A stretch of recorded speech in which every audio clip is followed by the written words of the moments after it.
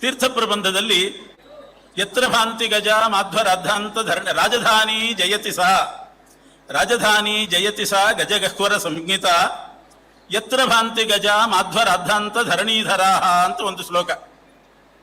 ಇದರಾದ ಮೇಲೆ ಮುಂದಿನ ಶ್ಲೋಕ ಮಾಧ್ವ ಗ್ರಂಥಾನ್ ಸ್ವಬಂಧೂನಿವ ಸರಸ ಹೃದಯಲಿಂಗ ವಿಜ್ಞಾತ ಭಾವ ಸಂಯೋಜ್ಯಾಲಂಕೃತಿಭಿ ಅಂತ ಮುಂದೆ ಪ್ರಾರಂಭ ಆಗ್ತದೆ.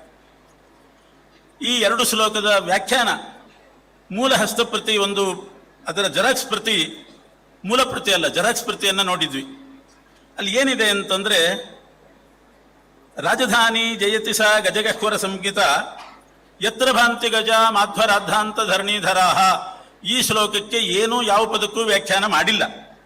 ಕೇವಲ ಯತ್ರ ಅನ್ನುವ ಪ್ರತೀಕ ತಗೊಂಡು ಗಜಗಹ್ವರೆ ಅಂತ ವ್ಯಾಖ್ಯಾನ ಮಾಡಿದ್ದಾರೆ. ಅದರ ಮುಂದಿನ ಶ್ಲೋಕ ಮಾಧ್ವ ಗ್ರಂಥ, ಅದಕ್ಕೆ ಪೀಠಿಕೆ ಕೊಡುವಾಗ ಜಯತೀರ್ಥಂ ವರ್ಣಯತಿ ಅಂತ ಪೀಠಿಕೆ ಇದೆ.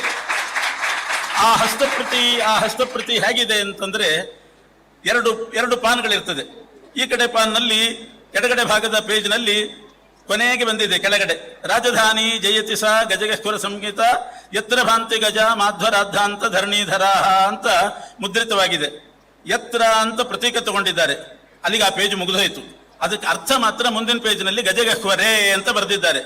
ಯಾರೋ ಲಿಪಿಕಾರರು ಆ ಯತ್ರ ಅನ್ನೋದಕ್ಕೆ ದಂಡ ಹಾಕಿ ಗಜಗಹ್ವರೆ ಅನ್ನುವಲ್ಲಿ ಬರಬೇಕಾದ ದಂಡವನ್ನು ತೆಗೆದು ಗಜಗಹ್ವರೆ ಜಯತೀರ್ಥಂ ವರ್ಣಯತಿ ಅಂತ ಮಾಡಿಬಿಟ್ಟಿದ್ದಾರೆ.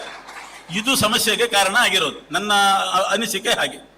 ಇಲ್ದಿದ್ರೆ ಪ್ರತೀಕ ತಗೊಂಡು ಆ ಪ್ರತೀಕಕ್ಕೆ ಏನೂ ಕೂಡ ವ್ಯಾಖ್ಯಾನ ಮಾಡದೇನೆ ಯತ್ರ ಅಂತ ಅಷ್ಟೇ ಬಿಡ್ಲಿಕ್ಕೆ ಸಾಧ್ಯವೋ? ಯತ್ರ ಅಂತ ತಗೊಂಡು ಅರ್ಥ ಬರಿಬೇಕು. ಏನಂತ ಬರೆದ್ರು? ಗಜಗಹ್ವರೆ ಅಂತ ಬರೆದ್ರು.